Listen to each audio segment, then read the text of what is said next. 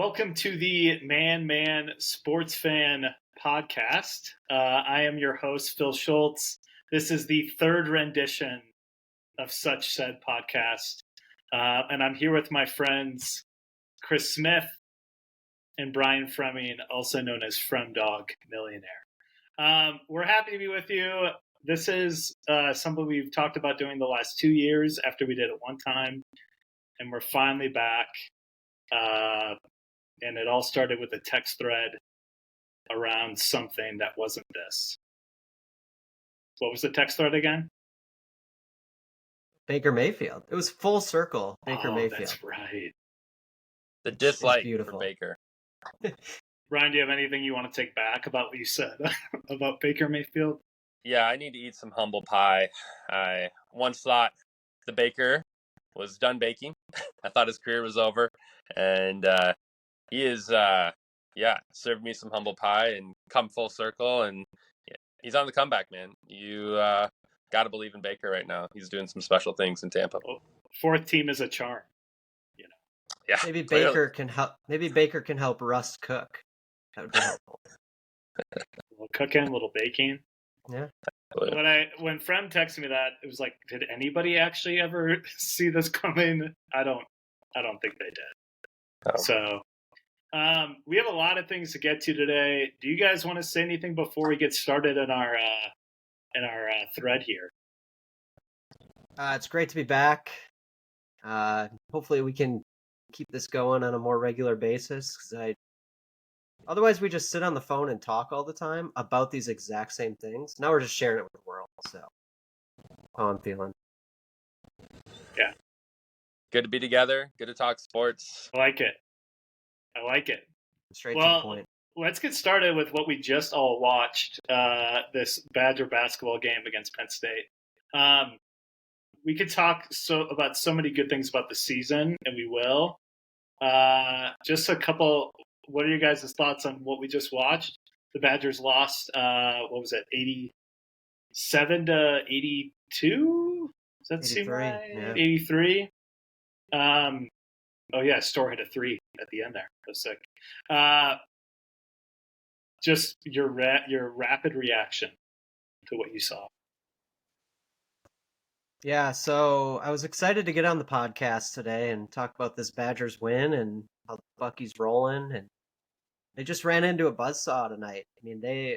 Penn State played really well. Their guards were tough, but there's just something to be said for their defense this year. It's actually interesting. I was thinking about this.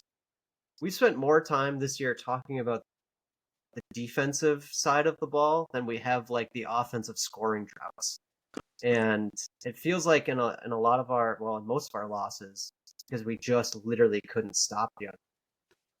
Because we were shot making with them, we just couldn't get the timely stop, and yeah, it was too bad. But I feel like sometimes you're due for a game like this after a 5-0 start. Big Ten road basketball. What do you do? Yeah, Penn State has a couple of respectable wins in the season. Don't think anyone thought we'd drop this one, but it's. I think anything could happen in the Big Ten. I think it's just a quality conference. And even one of your lower ranked teams, I think, can come up big playing at home. So. Yeah, their guards are really quick. I feel like they made every right decision with the ball. And how many turnovers did they have in the game? 3? Yeah, it wasn't many. No. It was almost a flawless performance. And it feels like with our guards, it's like, you see them sometimes be all in defensively, and then other times it's like 70% there, 75% there, and it felt like tonight that was most of the time. And our help defense just wasn't very good along with all that. So, yeah, what do you think is the cause of that? Like I said, we've had some games this year where we just have not shown up at all defensively, but then their games were super locked in.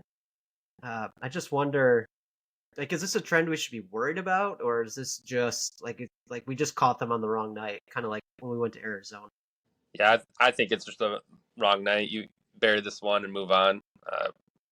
Like I said, I think the grind of a season, you're going to have these ones, right? It's not a big loss, but a close loss like that. So yeah, I think got to put it behind you and just move on. Yeah, I just hope it's not like another like mid-season swoon. Like it feels like we have those with Guard every single year. Mm-hmm. It's like we've had like hot starts almost every single year with him, and then like that mid-season where it's like our energy just looks really low. So like I think you give Penn State credit. I think it is a one-off, and I mean I don't agree with every decision that Guard made. I don't think the refereeing was always great, or I think it went against us in certain ways. But it was like they were just hitting shot after shot, and at some point you're like, okay, you just are hitting every shot. And even on good defense, or the few possessions we had. So probably chalk it up sometimes to that. You just tip your cap, right? And I think the tone honestly was set early in this game with Klesmit getting the 2 early fouls. I think this is also a trend I just want all of you to be watching moving forward. But the last like 3 or 4 games, we've turned the ball over significantly early in the game.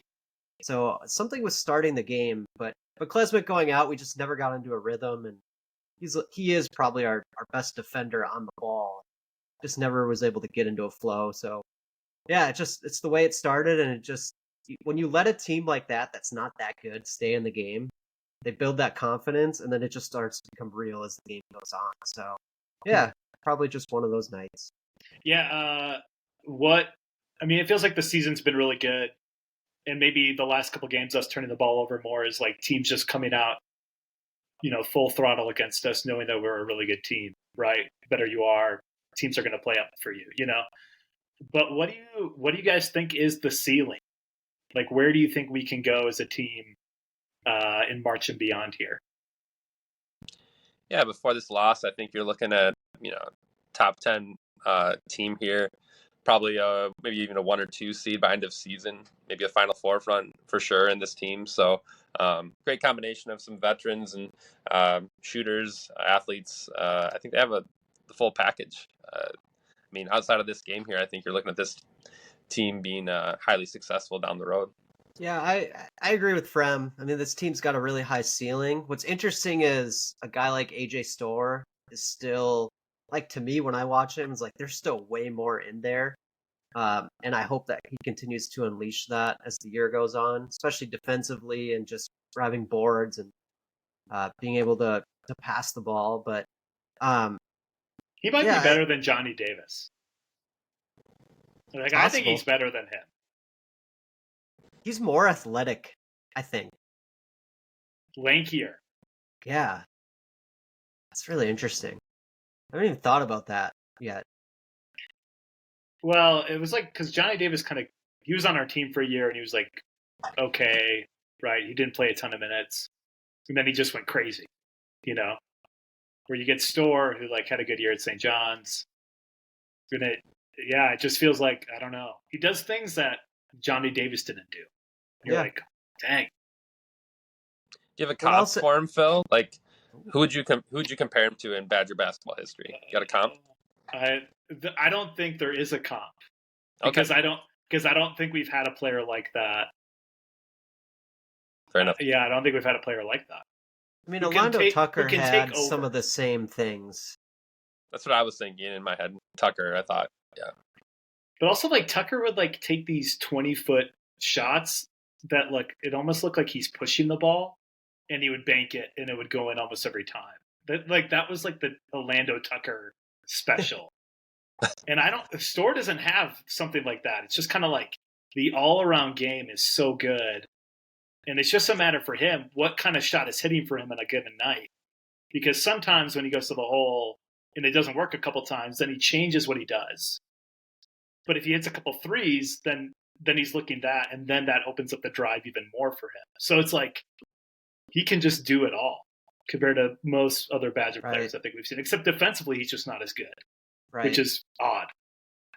Well, that's where I think there are times when you see Storr, and it even happened a couple times tonight where he goes too fast, and he gets himself into some situations where, like tonight, I think we were down 3. It's when we were just going back and forth, and I think he stole the ball or got a rebound and dribbled down and just got it stolen because he just ended up in a position where it was kind of no man's land. Like those are the things. If I feel like if he can clean up, like yeah, he's a star. Like I hope he comes back next year because he can. That leap that he can make could be huge. But going back to this year, what I would say is like there's a couple things that worry me. One is these kind of defensive stretches against teams with good guards, and Phil and Frem, like this has been a Badger thing forever. Like guards go off against us, like it just happens.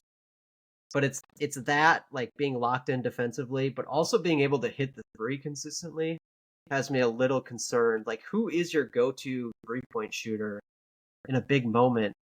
Chucky's kind of turned into a facilitator, which is great, but like Klesmit's kind of been the guy late in games now, but like, can we hit threes against a team that can hit, that can run up the score against us? That's kind of my one worry. Yeah, I don't think a team has shot as well, other than the Tennessee game that Penn State just did. I mean, Ohio State was close, but we got more stops. Like tonight just felt like Penn State, they just were hitting everything. And you're like, okay. But we've shot the three better the last, 7 games. The beginning of the year was pretty rough. Yeah. So before we transition out... go for him.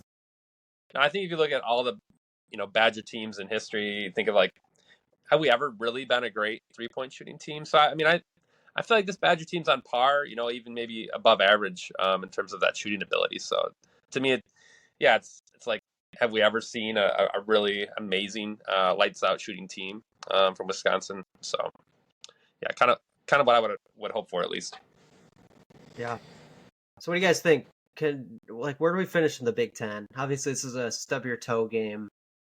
We had essentially a 2-game lead on. I think it was 2-game lead, but can we hang in the top 2, or are we more of like a top 3 or 4 team? I think we can hang. And part of it is Wall probably had his worst game ever tonight. Crowell didn't really do that much at all. He was just efficient. I think he probably had 8 points. He probably shot it 5 times. I don't know. And Klesmit didn't play the whole game practically. So to me, I think we can hang because of the depth and because offensively we've shown we don't go in droughts anymore, which we used to do, or we've historically done. Yeah, I think we're at least 3, top 3. That's what I was going to say. Yeah, definitely not surpassing Purdue. Yeah, tonight makes me second guess. Can we actually win the Big Ten? I feel like we had these are games you got to get, but who knows? Our schedule is actually pretty friendly. So if we can sneak a couple more road games out, win our home games. We got Purdue, I think, the very last game of the year at home. It's home or away, I don't remember, but we just got to stay in the fight. Cool. Well, it's been a fun season. I mean, this is the most anticipated Badger season I've had probably since, Decker, Kaminsky. I mean, we've had some really good teams, 2 seed a couple of years ago, but it just feels like we have so much depth. We can win in different ways, so it's pretty exciting.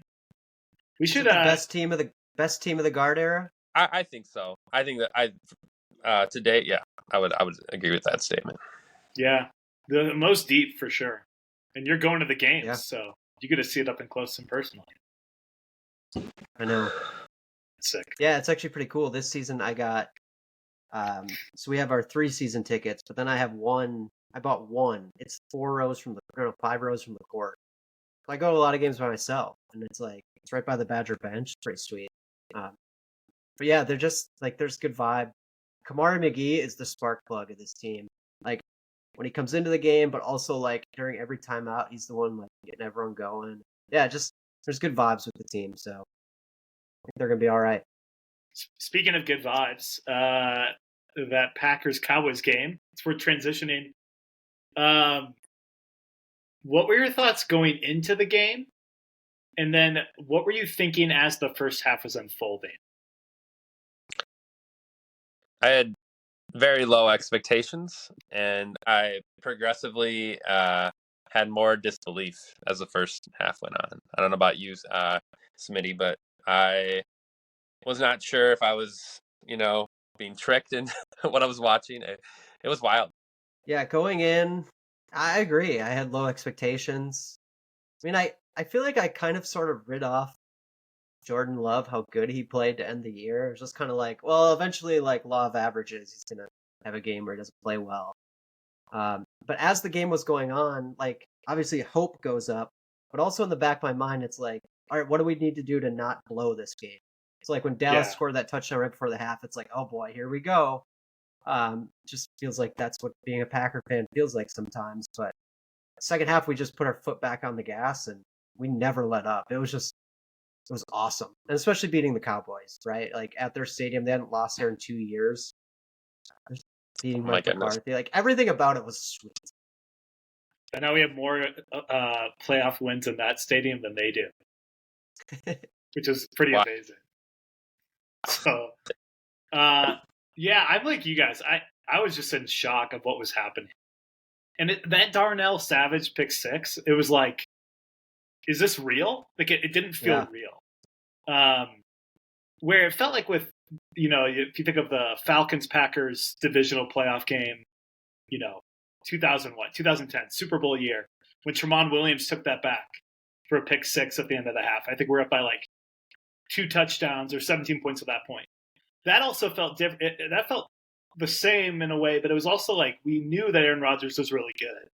And so I think like you, Chris, it's like, yeah, Love is going to drop because he can't obviously keep going at this almost, flawless, unsustainable pace. And yet it just kept happening. And this was without pretty much Christian Watson doing anything or Jaden Reed doing anything. Dontavian Wicks only had 2 catches. It was like it was just all working so seamlessly. And it was, I don't know, it almost was like illogical. Like didn't make sense as I was watching.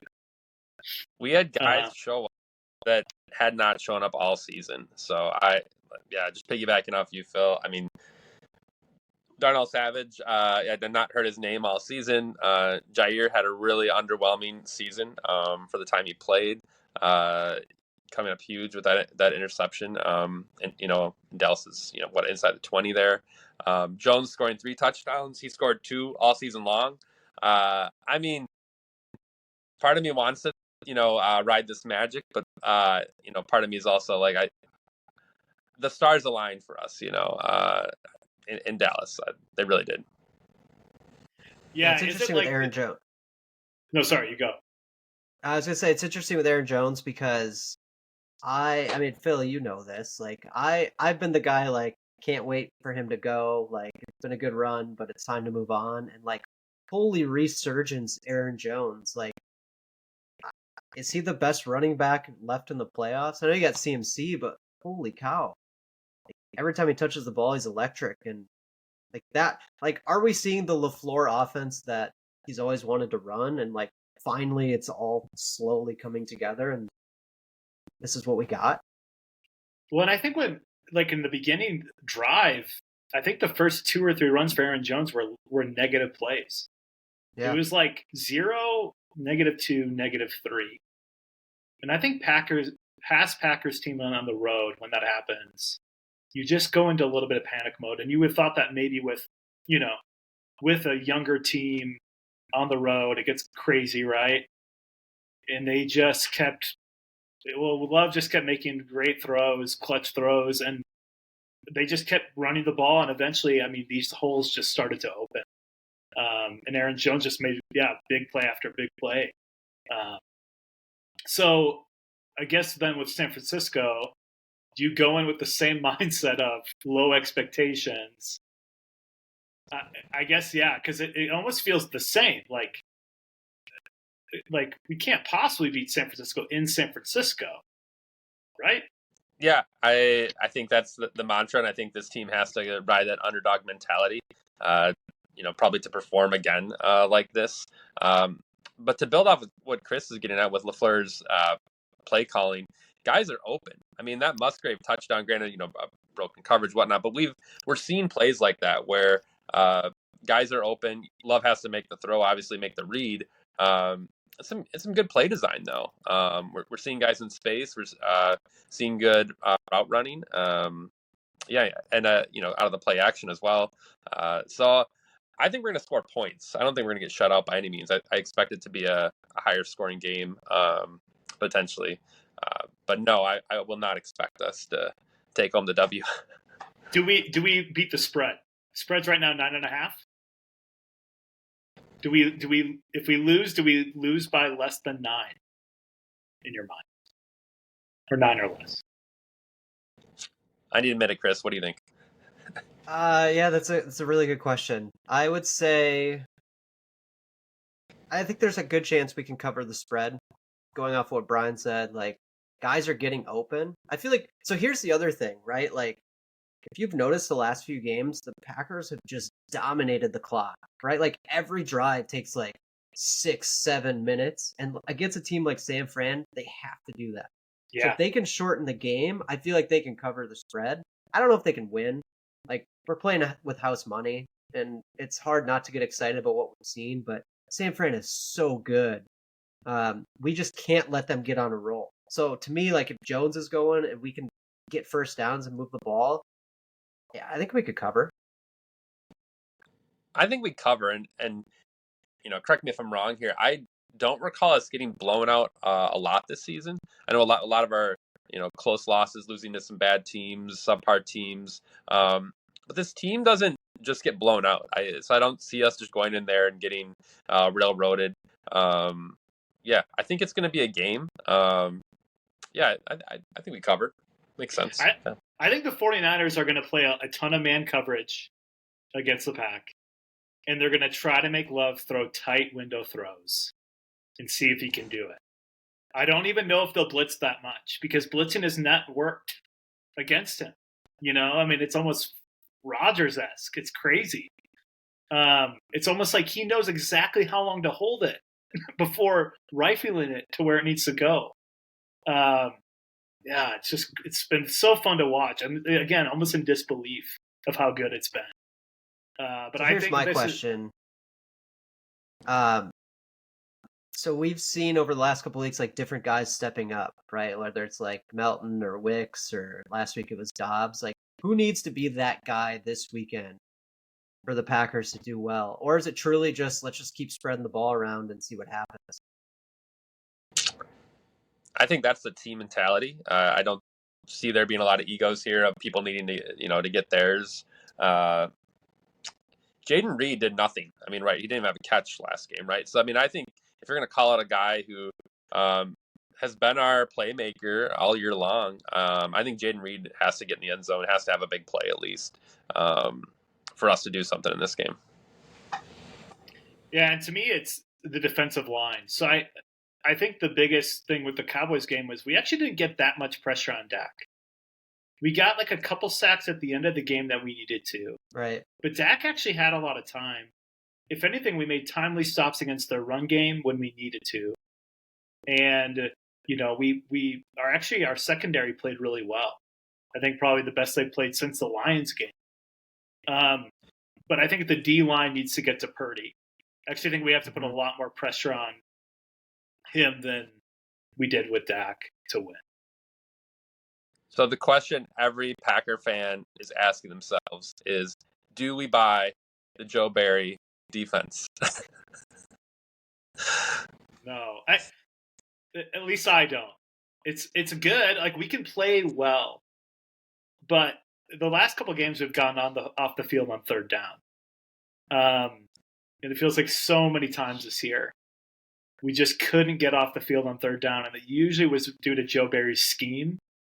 I don't know if Matt LaFleur is a lot more involved in the last 4 weeks after I think what happened with Tampa Bay. He said I'm going to be a lot more involved, and then we've been better since. So I don't know. I don't buy it though. I think it's too small of a sample size for what we've seen to say like it's turning around or Joe Barry's the guy. Like I just think we're hot right now and you're riding the wave, but you're right, Phil. Like I don't think this is a total overhaul of what we felt for a long time. I know a lot of Packer Nation wants Barry out, and so this run is interesting because it's kind of, keeping Joe around. This playoff run might save his job next year. It's just interesting. Yeah. Well, I think if you get to the Super Bowl, I think he probably saves it. Otherwise, I don't. Yeah, I don't know. It's not creative enough. It's not. There's not as much disguise as there needs to be. It feels like it's if our front four is playing really well against teams. Usually we play well, like against the Bears. I feel like against the Cowboys, it was like our secondary just jolted. I maybe because of Jair being back or whatever, but we haven't seen that enough this year. So I don't know. We'll see what the San Francisco game. I mean, if we hold them, if you hold them to 27 points, do we win the game?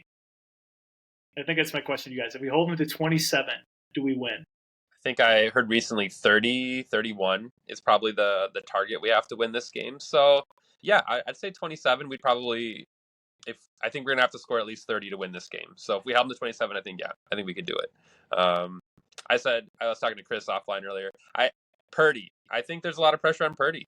I think people are looking at Love and what the Packers are doing, but I think this is a big spotlight moment for Brock Purdy, and if he does not show up, there's going to be a lot of questions, regarding his future as being the franchise quarterback. Young in his career yet, so this is a big moment for him. And it's 7 seed Packers, low expectations. I like where we are. A lot of pressure is on San Fran in their house to win this game. Yeah, I would say going to Phil's point, like the key to this game, like if we're actually going to win this game, the D-line has to get to Purdy. Because we've seen when Purdy has pressure on him, he makes mistakes. Yeah. If we don't, they're going to tear us apart. So I would put the number around like we got to hold them to 23. Like I understand the 30 argument, but I don't think we're getting a 30. I think we underestimate. I mean, their defense is so good, and they're going to get pressure on us. Yeah, I'll set the bar lower if we're going to win. Yeah, it's interesting. Like, is the offensive line for the 49ers better than the Cowboys? I don't think it is. I think Trent Williams is better, but that's probably it. So, to me, I think our D-line will play a little better. We need to tackle. We can't let the yards after a catch, we can't let that beat us because San Francisco's so good at that. So it's gang tackling all day. But I think I was just going to say, I think Baltimore gave us the formula. You got to get out early on San Fran. You got to be leading. And I think that's been the Packers' formula. We did it with the Chiefs. We did it with the Lions. And now with Dallas. Get out front, run the ball, have the play action, be up throughout the game, make their team, put the ball in the air. I think that's the formula. Put a lot of pressure on Purdy, make him drop back and throw the ball and beat us. If they're leading and they can just, pound it to CMC, I think that's going to be a rough go for us. Jordan Love, what's I don't even know what to say. I think I just want to say, like, is he going to be a top 5 quarterback in the NFL next year? I'd say top 10. I don't think put him in the top 5 yet. I think that's a bit aggressive to put him that high. I think you could, probably name. I mean, even just look at the playoffs right now. You have Mahomes, Allen, Jackson. I think people are going to put Stroud in that conversation. I think you have some other that are right there. So no, I think he's probably on that 10 range. But does it have the potential? Absolutely. In the next 2-3 years, I think you can see it. Yeah.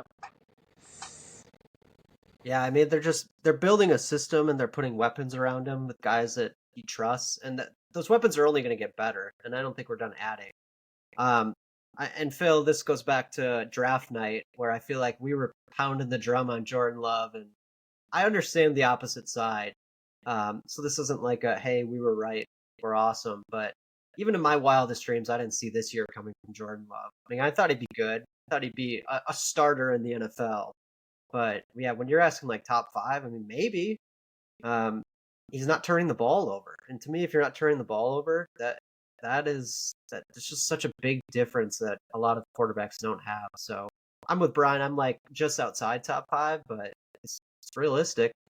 Well, after weeks 3 through 8, just didn't look good. And you didn't really know if that was like the scheme that they were running because all these short passes, nobody was going deep. Were receivers running the right routes? There were kind of all these like issues going on. And then all of a sudden it just like something flipped, something switched, something happened to the team where it was just like all of a sudden all the pieces started to mesh. And so, yeah, I don't know if this is an aberration. And yeah, I don't know if he'll play this well all the time. If you look at Hurts, I mean, he's struggled, so it's, will there be a struggle? Will eventually there be something that teams have figured out about him that he has to readjust? It feels like the answer is yes. It's just going to be interesting to see. I mean, especially if this game, this is the test, right? Like, I mean, obviously Cowboys weren't a test. I thought it was going to be, but obviously not. So this feels like the test now because San Francisco's not going to come. I don't think they're going to be nervous in the game like the Cowboys were. I think the pressure's on them, but Shanahan's too good. So this will be interesting. No doubt. Cool. Well, let's man, we could talk about Packers all day. I'm sure you've been reading as many articles as me. It's been beautiful. Let's talk about the wild card weekend. I don't want to get to the fantasy playoffs yet. Maybe not ever, but let's get to the wild card weekend. You had 6 games? Yeah, Cleveland, Houston, Miami, Kansas City, Rams, Detroit, Pittsburgh, Buffalo, Philly, Tampa. Then obviously the Packers. But who stood out the most outside? In those 5 extra games outside of the Packer game. Who stood out the most to you? And just give me a team and why. Tampa. Go back to how we opened up. I think minus Brady, that team is very good. A lot of veterans, both sides of the ball. I think that they have everything clicking right now. A lot of momentum right now. And I predict Tampa goes in and takes care of business in Detroit. I think they have all the right pieces to match up well. Detroit's secondary did not look good against LA, and so I expect Baker to have his way. Distributing the ball, multiple weapons on that offense. So Tampa NFC Championship game. Wild. I never thought I would have said that. I mean, they barely made the playoffs, but Tampa Bay, they're something. So yeah, I'll take the low hanging fruit and say Houston. You guys recall in our group chat, I said Houston would win by double digits, and they did, so that felt good. But I just feel like what we just said about Jordan Love is what we should also be saying about CJ Stroud. Like that team is not great yet. They got some really good pieces and they're young, but like they're not supposed to be here either. So they're kind of in this like playing with house money situation going into Baltimore. It feels very parallel to what Green Bay is doing in San Fran. But Houston's got some talent. The problem is they just don't have receiver depth. And like I feel like if they get down, they're gonna have to throw the ball. I don't know who they're gonna throw the ball to outside of Nico. But they looked really good, and it was good to see Flacco and the Browns get humbled a little bit because I don't know how they were favored, first of all.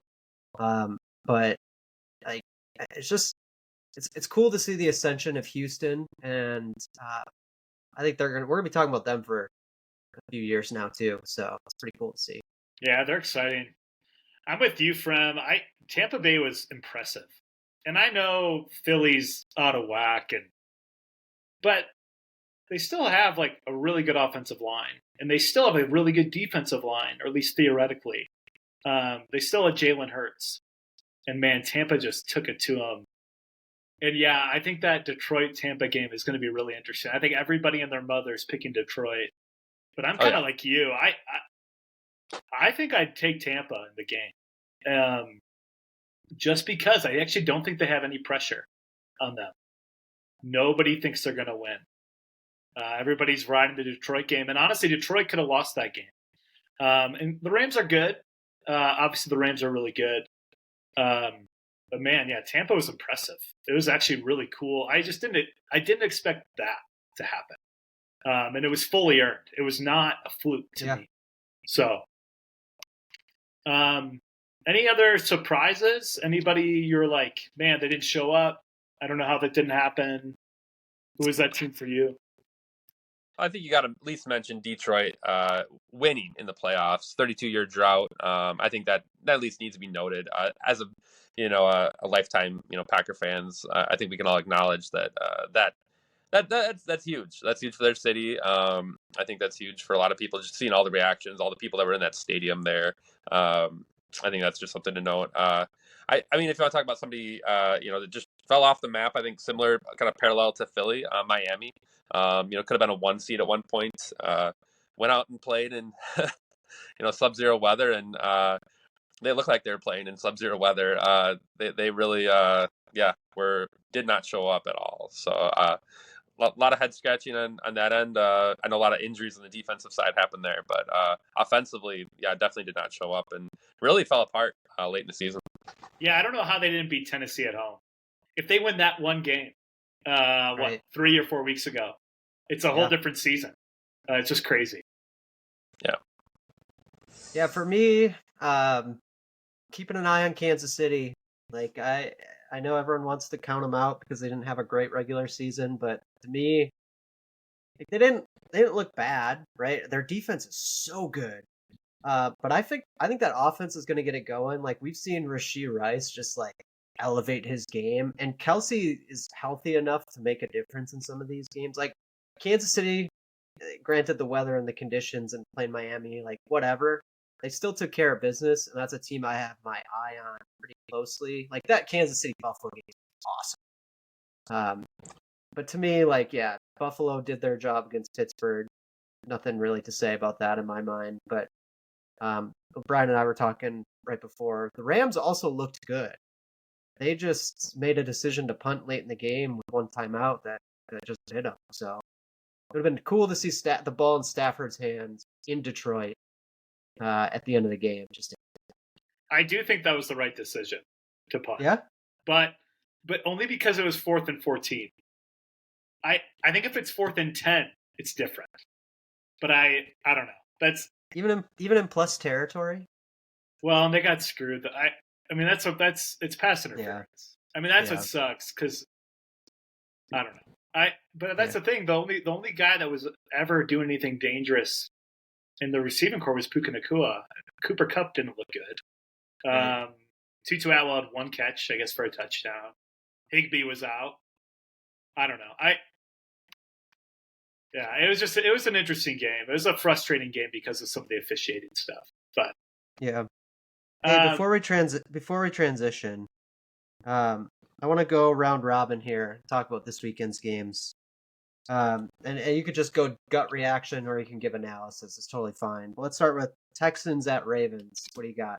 Let's start with Phil. Ravens. Yeah, it's going to be Ravens, but I expect Houston to show up and score some points. I don't think you're just going to see a classic blowout of Houston on the road. I think Stroud's going to do some things. He's going to get the ball in the end zone. I think it's going to be a good game. Yeah, I think it's by 10 points. It's not a blowout, but I think it's 2 possessions. Justin Tucker for the win. That's what's going to end of the game. 3 points. That'd be crazy. I'll go Ravens big. I'll say Ravens by 15 plus. I think it's cool the Texans got here, but the Ravens are going to be ready. Yeah. What about Bucks at Lions? Well, you already know what we think. Yeah. Yeah. I think Buccaneers. Bucks, yeah. I'll go Detroit. I think it's close, though. I think it's going to be just like that Rams game all over again. Should be a good game. Both teams are going to play physical.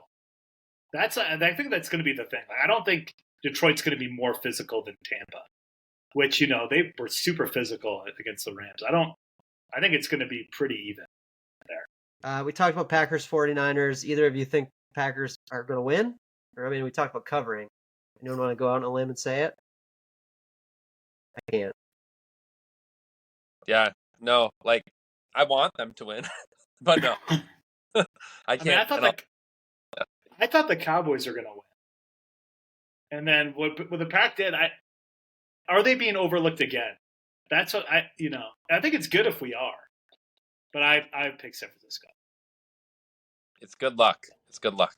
All right, then we got Chiefs at Bills. Patrick Mahomes' first ever road playoff game, but conditions are going to be like you're in Kansas City. So, to me, I'm fascinated by your opinion. How Josh Allen took over in that Pittsburgh game is big long running touchdown. If Josh Allen comes to play, plays clean. I know he's notorious for turning the ball over. I think he gets it done. I think the Bills are in Buffalo's long overdue for a Super Bowl. I expect them to at least make the AFC Championship game here. So KC, I don't know, their mojo just doesn't seem to be there. I know they're very good, a lot of good pieces both sides of the ball, but in Buffalo, I expect Buffalo to bring it. Yeah, this is such an interesting game. I think the Chiefs' offensive line is way better than people realize. It's hard to pick against Mahomes. And Buffalo does weird things. Weird things happen to Buffalo. And yet, I'm like you, Fred. I think they're going to pull it out finally. I think Allen's going to Allen's going to do what he did against Miami, where he's just going to go ape and not make mistakes and almost make the right plays every time, like he did in the end of that game. I think that's what's going to happen. Maybe they turn the ball over once because they tend to always turn the ball over. But I think they win the game. At least I like the energy of Buffalo. I feel like it's going to be close, but I think Buffalo's going to pull it out. I am going to pick Kansas City, and that pains me inside because I have this metaphoric bet on Buffalo to make the Super Bowl at 40-1. But I just think this game is it's fascinating to me. I feel like Chiefs Bills is the new Patriots Colts. You felt like you got that matchup every year. I think it's going to come down to who's got the ball last. I think the Chiefs are going to rise up. That, like I said, that defense is outstanding. I think they'll force Allen to throw an interception or two. I could see it being lower scoring than probably the under has, and I just think Mahomes is going to make a play at the end and make it happen. I think the Chiefs' defense is better than the Bills. But the Bills can play. They can rise up and play really well when they need to. That's what's weird about them. That Dolphins game, Week 18, Tyreek dropped 3 passes. Yeah. They dropped passes. And yet, they made a living hell for Tua. So I don't know. It's definitely the most interesting game of the weekend. All right, well, fantasy playoffs. Chris, you want to explain the format? Did you create the format? I did create the format. So this is probably year format. I don't know. It's year 5 or 6 of this. Trying to look for something to do after the fantasy season got over. Essentially, what we do is we take the amount of teams in the playoffs. So this year's 12 teams that started in the playoffs, the first week, and so there's 12 owners, and you're not facing off against anyone. You're drafting a team each week. And however amount of teams play the next week, that's how many teams advance in the playoffs. So because there's 8 teams playing this weekend, 8 of the top 12 scores moved on to next week. And how we work it is you do a new draft every week, and everyone that you take starts. And if you draft someone, you can't change your lineup unless there's an injury. So you're really doing a snake draft every week to get as many points as you can. We do defenses and kickers, which pains me deep down inside. But let's talk about our teams a little bit. I can pull it up while we do that. I don't want to look. Yeah, Phil, tell us what went wrong. What happened, man? When your top 2 picks get 7 points each, that's already you're at a disadvantage. And then you draft Tua when you could draft Rashid Rice, and then that's what happens. So I think my highest score was Dalton Kincaid. I think so. Thank you, Dalton Kincaid. So here's the draft Dalton board. Kincaid. Yeah, it's interesting to think about like strategy for this draft, right? Like that's what fascinates me about this league with the new draft every week, and you're just playing against the field. Like you just have to get enough points to move on. And just for the viewers at home, Frem and I moved on. Phil did not make the cut, as you found out. But like, what are your guys' strategy? You've done this for a few years. Like, what's your goal? You have to be watching, who is drafting what, and if then I'm maybe going to take my quarterback. So I think it's just paying attention of who's taking who. Right now we're in, the round of 8, and I'm already looking with, Mahomes, Allen, and Jackson already taken. I'm like, well, I'll just take whoever I get at this point. A quarterback probably doesn't seem too important at this point. I'm going to probably take the best available player there. I typically try to ride the guys who are hot, coming in, into the postseason, and then looking at, where's the upside? You find one guy that gets hot. I think that sometimes is a key. Yeah. What do you do, Phil? Or what did you try to do? Not the right things, obviously. I think I liked Kyron Williams. I thought he was the best running back, so I took him. I was thinking about Amon-Ra St. Brown. That would have worked better. Who knew? This one's cool because it's full PPR. So I usually don't play full PPR. So wide receivers feel at a premium for me. You want guys that you think are going to get thrown the ball a lot. And with the quarterback, it's you pick one when you feel comfortable taking it. Some people won't take a quarterback in the first round in this format because everybody has to take one, and you can kind of play it off of what other people are doing around you. I almost always take a kicker last round. In defense, I do not prioritize where other people do. And I've seen it work, and I've seen it not work. I think BK might have picked Cleveland early, and it did not work. So yeah. I think Chris, you were on the bookend. And so what was your strategy? Yeah, I definitely did not like being on the turn with a 12-team draft. Mine is like in the first round when 8 out of 12 are advancing, I'm just chasing points. So like I took Dak at the turn knowing that he was kind of a lock to me for 25 points. And just so all of you know, like we don't do any negative points in this league. So turnovers doesn't matter, interceptions, it's just all positive points. Game script, obviously, like Dak was huge. But I just try to take the safe bets early on in the drafts, and then as we move along, maybe take a few more risks. I got lucky with Devonta Smith. I'm not gonna lie. Like I didn't know AJ Brown was gonna play. I didn't even know if Devonta Smith was gonna play. And actually, the guys I took gambles on didn't work. Jameson Williams, Marcus Robinson. So you're really just like shooting at darts. And to me, the other part of it is looking at the weather, like looking at like who has the potential to put up the most points. But like Phil said, defense and kicker, I don't care. Like I'll just get who I get. I think quarterback you could play it that way. I don't think it matters unless you get one of the top 3 or 2, like Frem said. I mean, Allen's so good because he can run, right? Like he's kind of the one.